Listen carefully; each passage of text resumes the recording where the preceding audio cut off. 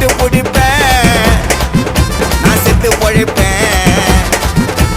Chicken கொடுப்பேன், நான் செத்து பொழைச்சேன். மென்டல் கேசி நேரில் வந்து நீ பேசி மோத முடியாது ஒன்னால. நான் தங்க தராசு, நீ எச்ச கிளாசு, நீங்கள வளர்ந்தது என்னால.